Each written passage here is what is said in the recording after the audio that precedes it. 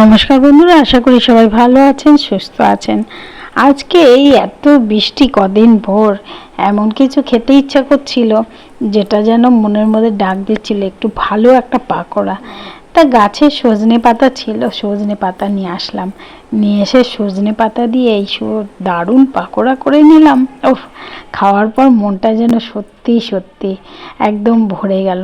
সজনে পাতাগুলোকে আমি এইভাবে একদম ধুয়ে নিয়ে চলে এসেছিলাম, তাই পরে ধোবো না, পরে ধুলে ছোট ছোট পাতা তো তুলতে অসুবিধা হয়। ধুয়ে নিয়ে চলে এসেছি, বা ছাড়িয়ে নিলাম। ছাড়িয়ে নিয়ে এইভাবে যেন ডাঁটি না থাকে, ডাঁটি না থাকলেই খেতে ভালো লাগবে। এই যে এইভাবে ছাড়িয়ে নিয়েছি। তারপরে নিয়ে নিচ্ছি আমি একটা বলে, সেই বোলটায় নিয়ে নেব 3 চামচ মতন, 4 চামচ মতো বেসন। আমি দিয়ে দিচ্ছি একটু কেশরি মেথি দিয়ে দিলাম। আর এবারে দিয়ে দেব কাঁচা লঙ্কা, পেঁয়াজ, আর দিয়ে দেব ওই সজনে পাতা, একটু চিলি ফ্লেক্স, স্বাদ মতো নুন, এইসব দিয়ে ভালো করে শুকনো অবস্থায় একটু মেখে নেব। সামান্য একটু চিলি ফ্লেক্স দিয়েছি আর নুন দিয়ে দিলাম, কারণ একটু পাকোড়া মানে একটু ঝাল ঝাল, চায়ের সঙ্গে খেতে হবে তো, ঝাল ঝাল আর মুড়ির সঙ্গে ঝাল ঝাল চা, এইসব পাকোড়া মুড়ি আর সঙ্গে চা, উফ দারুণ জমে যাবে। আর দিয়ে দিলাম একটু গোটা সাদা জিরে দিয়ে ভালো করে একটু শুকনো অবস্থায় মেখে নিলাম, নিয়ে সবার সঙ্গে মিশিয়ে নিলাম যাতে ছেড়ে ছেড়ে যায় পেঁয়াজগুলো আর পাতাগুলো।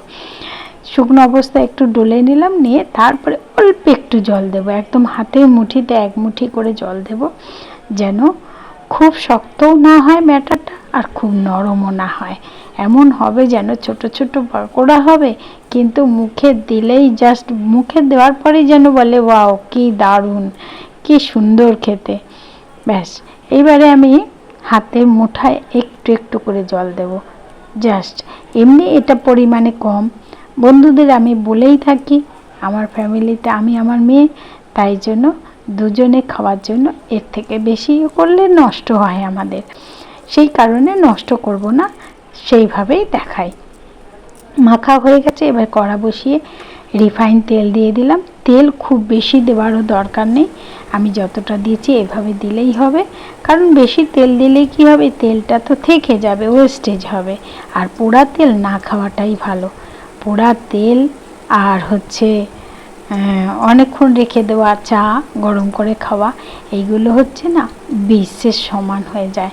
তাই বন্ধুরা, এটাও অনুরোধ করব আপনাদেরকে, এই জিনিসগুলো একদমই বর্জন করবেন। যদি বা জানি পয়সা দিয়ে কিনতে হয়, কিন্তু কিনতে হলেও আর তার থেকে বেশি পয়সা তো আবার রোগেও চলে যায়, তাই না? খুব বেশি তেলের করলে কি হয়, তেলটা থেকে যায়, সেই তেলেই আমরা পরে রান্না করি, আর এইটা হচ্ছে সব থেকে ক্ষতিকর জিনিস। যাই হোক, দেখুন এইভাবে লাল লাল করে ভেজে নিয়েছি। আর আমি একটা মুখে দিয়ে দেখলাম, নিজে রান্না করে নিজেই মনে হচ্ছে আহা, যেটা খেতে চেয়েছিলাম ঠিক সেই ধরনেরই পাকোড়া হয়েছে। আর সঙ্গে সঙ্গে ভেজে নিলাম কয়েকটা পাঁপড়, মুড়ির সঙ্গে চলবে, চা মুড়ি আর এইসব পাকোড়া পাঁপড় ভাজা, একদম বিকেলটা পুরো জমে যাবে। সেটা কি বলবো, জমে যাবে তো পাকোড়া খেলেই, যেই যে পাকোড়া খাবে সঙ্গে সঙ্গে জমিয়ে দেবে। বন্ধুরা, আপনারা যারা আমার এই ভিডিও দেখছেন, যদি ইউটিউব থেকে দেখেন, তাহলে প্লিজ প্লিজ প্লিজ চ্যানেলটিকে সাবস্ক্রাইব করবেন, আর পাশে থাকা বেল আইকনটি একটু প্রেস করে দিলেই ব্যাস আমার রান্নার সমস্ত নোটিফিকেশান আপনাদের কাছে পৌঁছে যাবে। আর যদি ফেসবুক থেকে দেখেন, তাহলে পেজটিকে ফলো করার জন্য অনুরোধ করছি। আর যেহেতু বন্ধু হই, তাহলে তো দাবিদার একটা আছি, তার জন্য হচ্ছে সেই দাবিদার হচ্ছে লাইক, কমেন্ট, শেয়ার।